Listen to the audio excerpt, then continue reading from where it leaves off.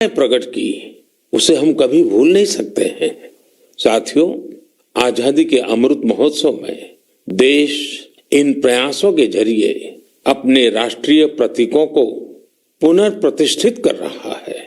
हमने देखा कि इंडिया गेट के समीप अमर जवान ज्योति और पास में ही नेशनल वॉर मेमोरियल पर प्रज्वलित ज्योति को एक किया गया। इस भावुक अवसर पर कितने ही देशवासियों और शहीद परिवारों की आंखों में आंसू थे। नेशनल वॉर मेमोरियल में आजादी के बाद से शहीद हुए देश के सभी जाबाजों के नाम अंकित किए गए हैं। मुझे सेना के कुछ पूर्व जवानों ने पत्र लिखकर कहा है कि शहीदों की स्मृति के सामने प्रज्वलित हो रही अमर जवान ज्योति शहीदों की अमरता का प्रतीक है। सच में अमर जवान ज्योति की ही तरह हमारे शहीद, उनकी प्रेरणा और उनके योगदान भी अमर है। मैं आप सभी से कहूंगा, जब भी अवसर मिले नेशनल वॉर मेमोरियल जरूर जाएं, अपने परिवार और बच्चों को भी जरूर ले जाएं। यहाँ आपको एक अलग ऊर्जा और प्रेरणा का अनुभव होगा। साथियों, अमृत महोत्सव के इन आयोजनों के बीच देश में कई महत्वपूर्ण राष्ट्रीय पुरस्कार भी दिए गए। एक है प्रधानमंत्री राष्ट्रीय बाल पुरस्कार। ये पुरस्कार उन बच्चों को मिले जिन्होंने छोटी सी उम्र में साहसिक और प्रेरणादायी काम किए हैं। हम सबको अपने घरों में इन बच्चों के बारे में जरूर बताना चाहिए। इनसे हमारे बच्चों को भी प्रेरणा मिलेगी और उनके भीतर देश का नाम रोशन करने का उत्साह जगेगा। देश में अभी पद्म सम्मान की भी घोषणा हुई है। पद्म पुरस्कार पाने वाले में कई ऐसे नाम भी हैं जिनके बारे में बहुत कम लोग जानते हैं। ये हमारे देश के अनसंग हीरोज हैं, जिन्होंने साधारण परिस्थितियों में असाधारण काम किए हैं। जैसे कि उत्तराखंड की बसंती देवी जी को पद्मश्री से सम्मानित किया गया है। बसंती देवी ने अपना पूरा जीवन संघर्षों के बीच जिया। कम उम्र में ही उनके पति का निधन हो गया था और वो एक आश्रम में रहने लगी। यहाँ रहकर उन्होंने नदी को बचाने के लिए संघर्ष किया और पर्यावरण के लिए असाधारण योगदान दिया। उन्होंने महिलाओं के सशक्तिकरण के लिए भी काफी काम किया है। इसी तरह मणिपुर की 77 साल की लोरेम्बम बिनो देवी दशकों से मणिपुर की लीबा टेक्सटाइल आर्ट का संरक्षण कर रही है। उन्हें भी पद्मश्री से सम्मानित किया गया है। मध्य प्रदेश के अर्जुन सिंह को बैगा आदिवासी नृत्य की कला को पहचान दिलाने के लिए पद्म सम्मान मिला है। पद्म सम्मान पाने वाले एक और व्यक्ति है श्रीमान अमाई महालिंगा नाइक। एक किसान है और कर्नाटका के रहने वाले हैं। इन्हें कुछ लोग टनल मैन भी कहते हैं। उन्होंने खेती में ऐसे ऐसे इनोवेशन किए हैं जिन्हें देखकर कोई भी हैरान रह जाए। इनके प्रयासों का बहुत बड़ा लाभ छोटे किसानों को हो रहा है। ऐसे और भी कई अनसंग हीरोज हैं जिन्हें देश ने उनके योगदान के लिए सम्मानित किया है। आप जरूर इनके बारे में जानने की कोशिश करिए। इनसे हमें जीवन में बहुत कुछ सीखने को मिलेगा।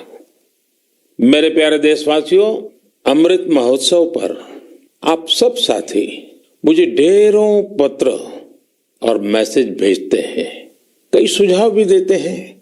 इसी श्रृंखला में कुछ ऐसा हुआ है जो मेरे लिए अविस्मरणीय है। मुझे 1 करोड़ से ज्यादा बच्चों ने अपने मन की बात पोस्टकार्ड के जरिए लिखकर भेजी है। ये 1 करोड़ पोस्टकार्ड देश के अलग अलग हिस्सों से आए हैं, विदेश से भी आए हैं। समय निकालकर इनमें से काफी पोस्टकार्ड को मैंने पढ़ने का प्रयास किया है। इन पोस्टकार्ड्स में इस बात के दर्शन होते हैं कि देश के भविष्य के लिए हमारी नई पीढ़ी की सोच कितनी व्यापक और कितनी बड़ी है। मैंने मन की बात के श्रोताओं के लिए कुछ पोस्टकार्ड छांटे हैं जिन्हें मैं आपसे शेयर करना चाहता हूं। जैसे यह एक असम के गुवाहाटी से रिद्धिमा स्वर्गियारी का पोस्ट कार्ड है। रिद्धिमा क्लास 7 की स्टूडेंट है और उन्होंने लिखा है कि वो आजादी के 100वें साल में एक ऐसा भारत देखना चाहती हैं जो दुनिया का सबसे स्वच्छ देश हो, आतंकवाद से पूरी तरह से मुक्त हो, 100% साक्षर देशों में शामिल हो, जीरो एक्सीडेंट कंट्री हो और सस्टेनेबल तकनीक से फूड सिक्योरिटी में सक्षम हो। रिद्धिमा, हमारी बेटियां जो सोचती हैं, जो सपने देश के लिए देखती हैं, वो तो पूरे होते ही हैं जब सबके प्रयास जुड़ेंगे। आपकी युवा पीढ़ी इसे लक्ष्य बनाकर काम करेगी तो आप भारत को जैसा बनाना चाहती हैं वैसे जरूर होगा। एक पोस्टकार्ड मुझे उत्तर प्रदेश के प्रयागराज की नव्या वर्मा का भी मिला है। नव्या ने लिखा है कि उनका सपना 2047 में ऐसे भारत का है जहां सभी को सम्मानपूर्ण जीवन मिले, जहां किसान समृद्ध हो और भ्रष्टाचार न हो। नव्या, देश के लिए आपका सपना बहुत सराहनीय है। इस दिशा में देश तेजी से आगे भी बढ़ रहा है। आपने भ्रष्टाचार मुक्त भारत की बात की। भ्रष्टाचार तो दीमक की तरह देश को खोखला करता है। उससे मुक्ति के लिए 2047 का इंतजार क्यों? ये काम हम सभी देशवासियों को, आज की युवा पीढ़ी को मिलकर करना है, जल्द से जल्द करना है।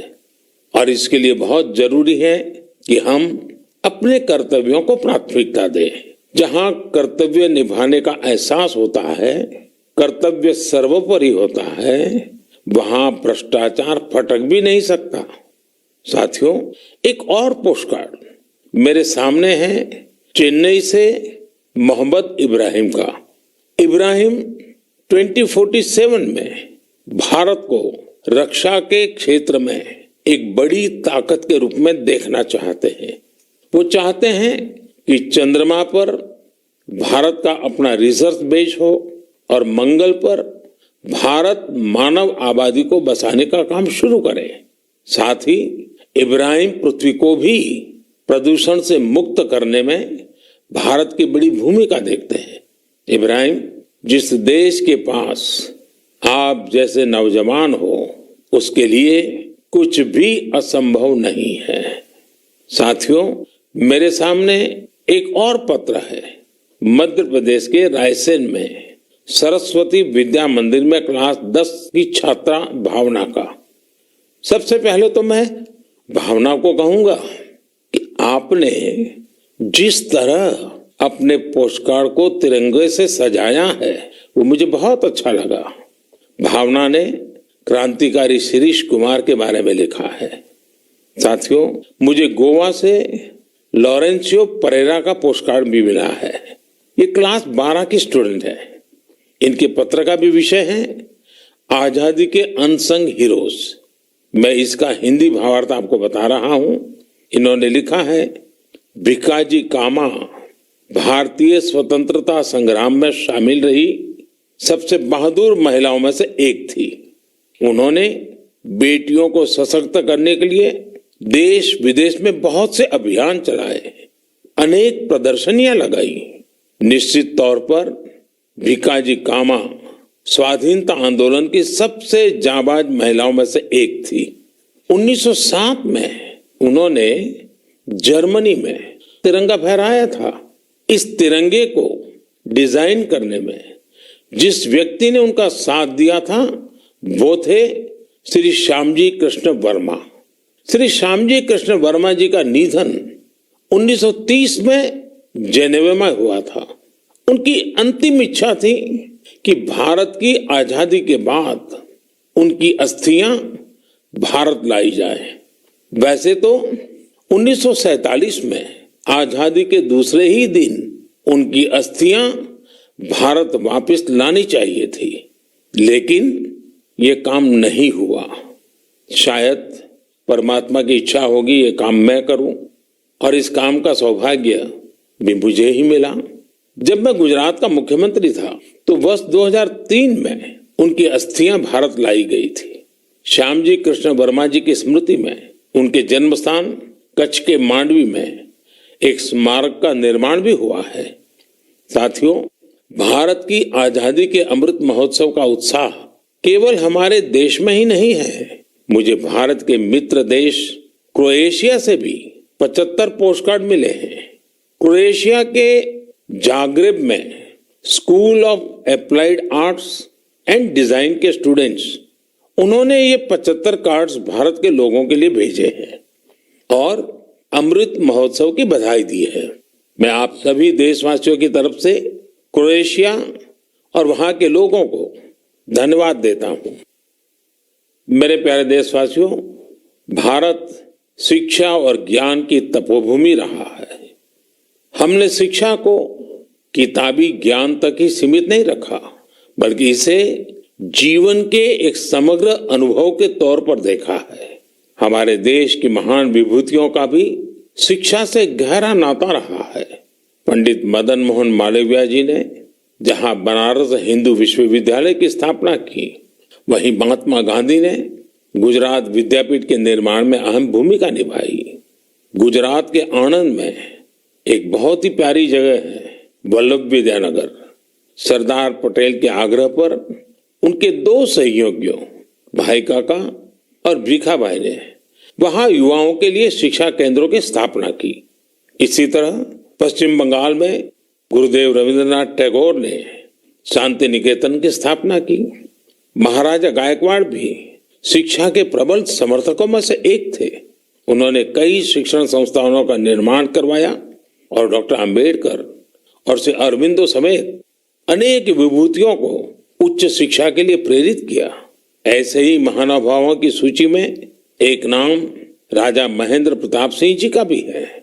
राजा महेंद्र प्रताप सिंह जी ने एक टेक्निकल स्कूल की स्थापना के लिए अपना घर ही सौंप दिया था। उन्होंने अलीगढ़ और मथुरा में शिक्षा केंद्रों के निर्माण के लिए खूब आर्थिक मदद की। कुछ समय पहले मुझे अलीगढ़ में उनके नाम पर एक यूनिवर्सिटी की आधारशिला रखने का भी सौभाग्य प्राप्त हुआ। मुझे खुशी है कि शिक्षा के प्रकाश को जन जन तक पहुंचाने की वही जीवंत भावना भारत में आज भी कायम है। क्या आप जानते हैं कि इस भावना की सबसे सुंदर बात क्या है? वो ये है कि शिक्षा को लेकर ये जागरूकता समाज में हर स्तर पर दिख रही है। तमिलनाडु के त्रिपुर जिले के उदुमलपेट ब्लॉक में रहने वाली तायम्मल जी का उदाहरण तो बहुत ही प्रेरणादायी है। तायम्मल जी के पास अपनी कोई जमीन नहीं है। बरसों से इनका परिवार नारियल पानी बेचकर अपना गुजर बसर कर रहा है। आर्थिक स्थिति भले अच्छी ना हो, लेकिन तायम्मल जी ने अपने बेटे बेटी को पढ़ाने में कोई कसर बाकी नहीं छोड़ी थी। उनके बच्चे Chinnaveerampatti panchayat union middle school में पढ़ते थे। ऐसे ही एक दिन स्कूल में अभिभावकों के साथ मीटिंग में ये बात उठी कि कक्षाओं और स्कूल की स्थिति को सुधारा जाए, स्कूल इंफ्रास्ट्रक्चर को ठीक किया जाए। तायम्मल जी भी उस मीटिंग में थी। उन्होंने सब कुछ सुना। इसी बैठक में फिर चर्चा इन कामों के लिए पैसे की कमी पर आकर टिक गई। इसके बाद तायम्मल जी ने जो किया उसकी कल्पना कोई नहीं कर सकता था। जिन तायम्मल जी ने नारियल पानी बेच बेचकर कुछ पूंजी जमा की थी, उन्होंने 1 लाख रुपये स्कूल के लिए दान कर दिए। वाकई ऐसा करने के लिए बहुत बड़ा दिल चाहिए, सेवा भाव चाहिए। तायम्मल जी का कहना है, अभी जो स्कूल है उसमें 8वीं कक्षा तक की पढ़ाई होती है। अब जब स्कूल का इंफ्रास्ट्रक्चर सुधर जाएगा तो यहाँ हायर सेकेंडरी तक की पढ़ाई होने लगेगी। हमारे देश में शिक्षा को लेकर यह वही भावना है जिसकी मैं चर्चा कर रहा था। मुझे IIT BHU के एक एल्यूमिनस के इस तरह के दान के बारे में भी पता चला है। बीएचयू के पूर्व छात्र जय चौधरी जी ने आईआईटी बीएचयू फाउंडेशन को $1 मिलियन यानी करीब करीब 7.5 करोड़ रुपया डोनेट किए।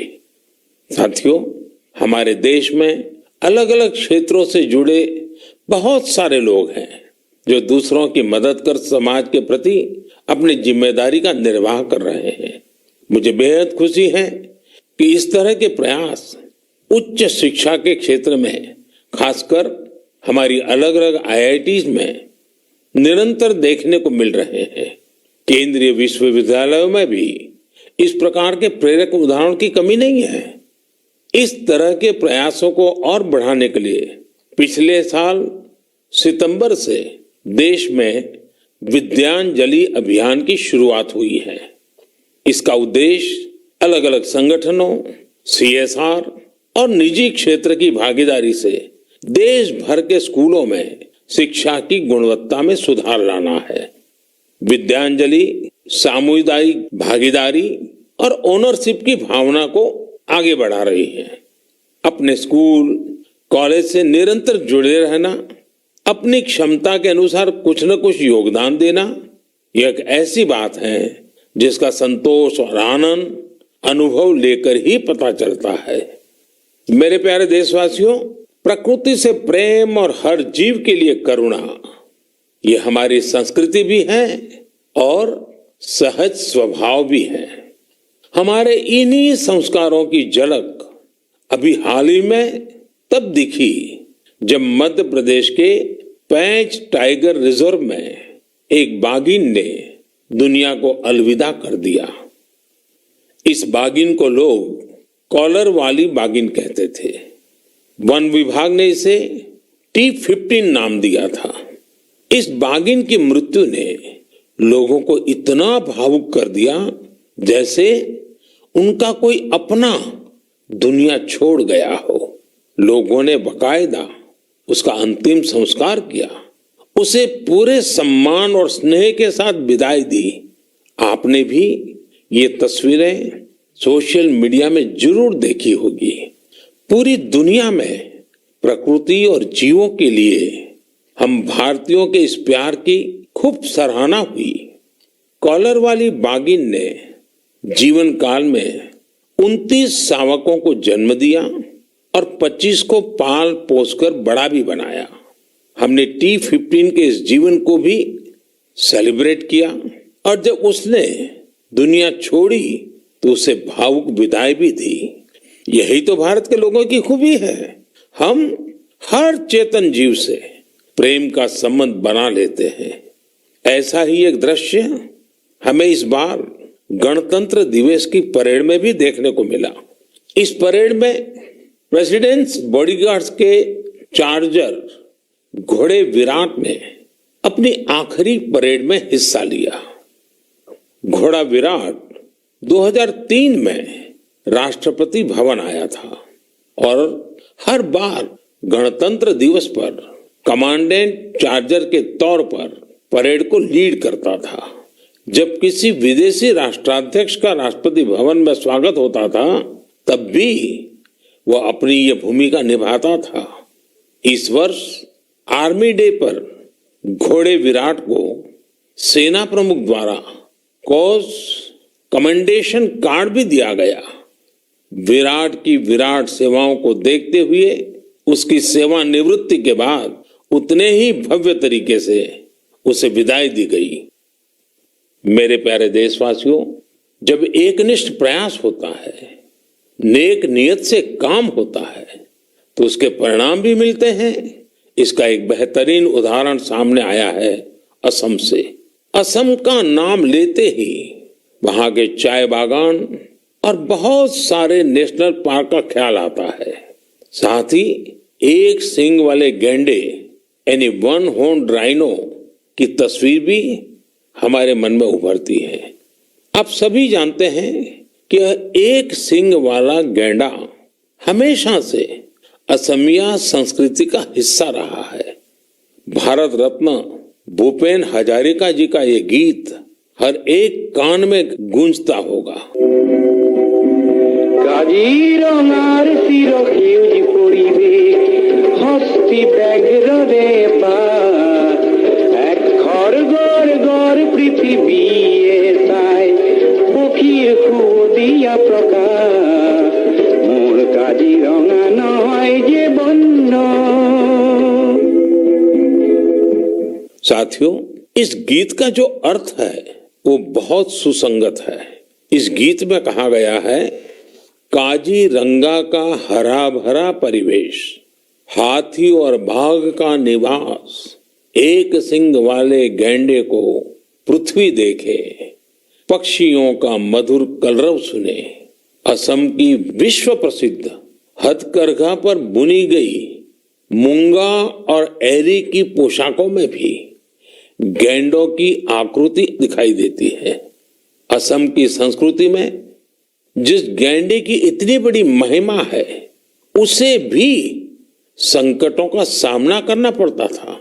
वर्ष 2013 में 37 और 2014 में 32 गैंडों को तस्करों ने मार डाला था।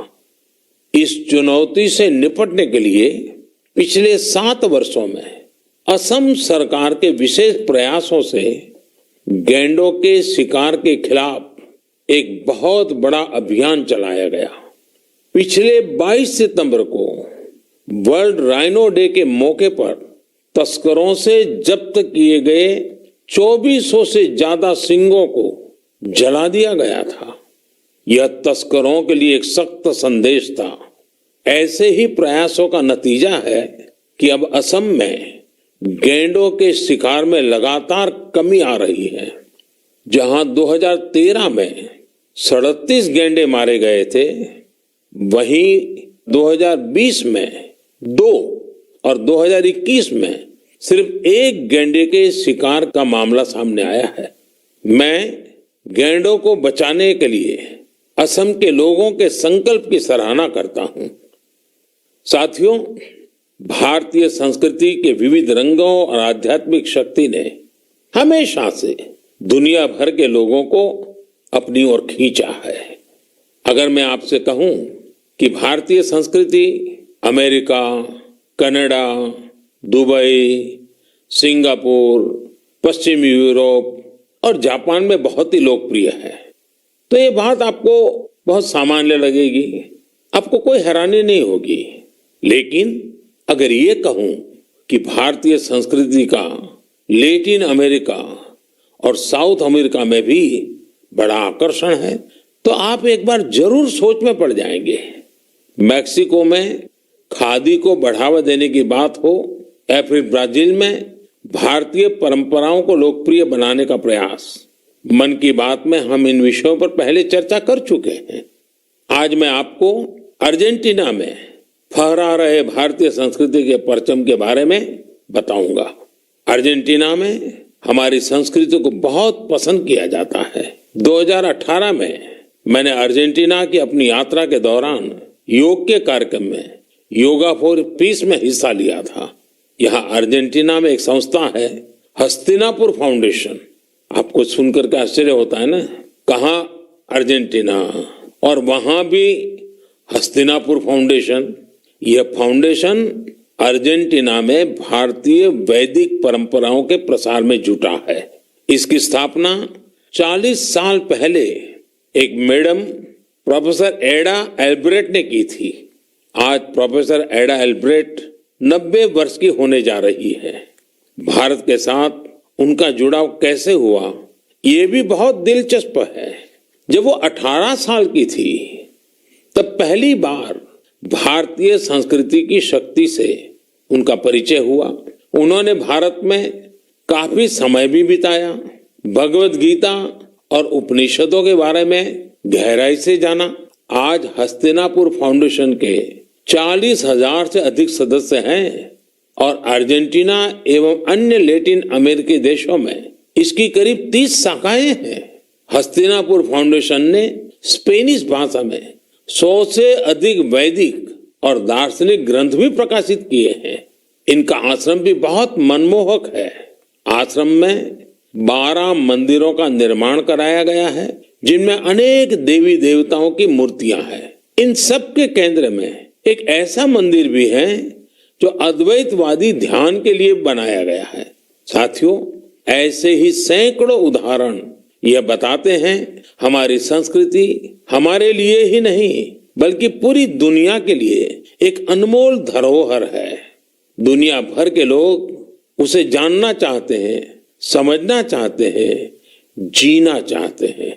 हमें भी पूरी जिम्मेदारी के साथ अपनी सांस्कृतिक विरासत को खुद अपने जीवन का हिस्सा बनाते हुए सब लोगों तक पहुंचाने का प्रयास करना चाहिए। मेरे प्यारे देशवासियों, मैं अब आपसे और खासकर अपने युवाओं से एक प्रश्न करना चाहता हूं। आप सोचिए, आप एक बार में कितने पुशअप कर सकते हैं? मैं जो आपको बताने वाला हूं वो निश्चित रूप से आपको आश्चर्य से भर देगा। मणिपुर में 24 साल के युवा थोना ओजम निरंजॉय सिंह ने 1 मिनट में 109 पुशअप्स का रिकॉर्ड बनाया है। निरंजॉय सिंह के लिए रिकॉर्ड तोड़ना कोई बात नहीं है।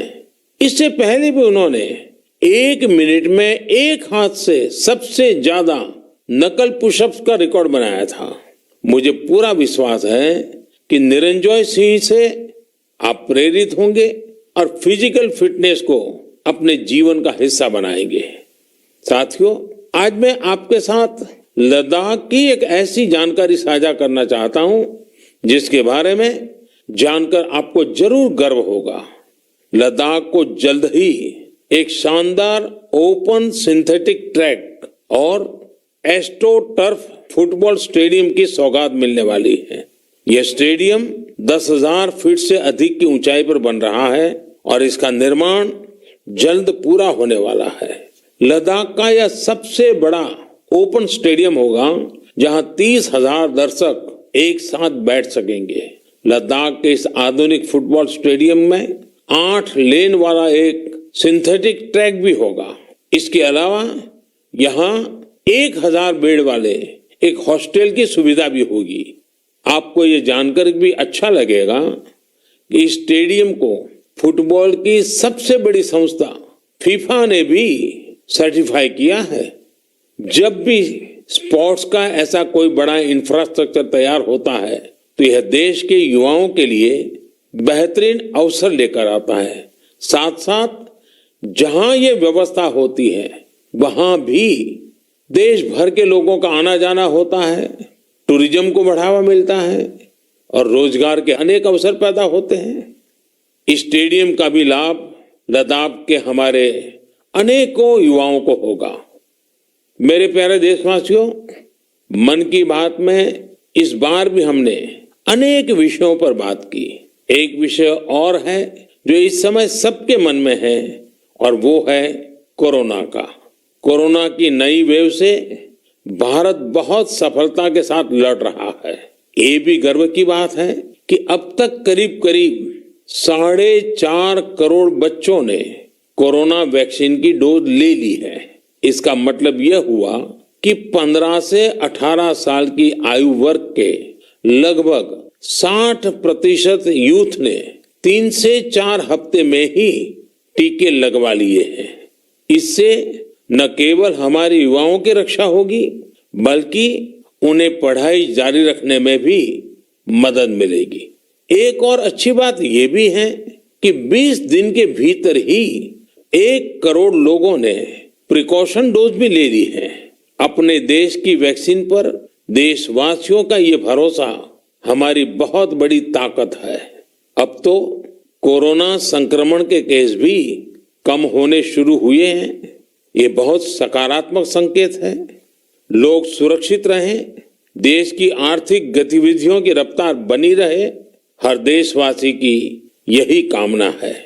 और आप तो जानते ही हैं, मन की बात में कुछ बातें मैं कहे बिना रह ही नहीं सकता हूं। जैसे स्वच्छता अभियान को हमें भूलना नहीं है, सिंगल यूज प्लास्टिक के खिलाफ अभियान को हमें और तेजी लानी जरूरी है। वोकल फॉर लोकल का मंत्र ये हमारी जिम्मेवारी है। हमें आत्मनिर्भर भारत अभियान के लिए जी जान से जुटे रहना है। हम सबके प्रयास से ही देश विकास की नई ऊंचाइयों पर पहुंचेगा। इसी कामना के साथ मैं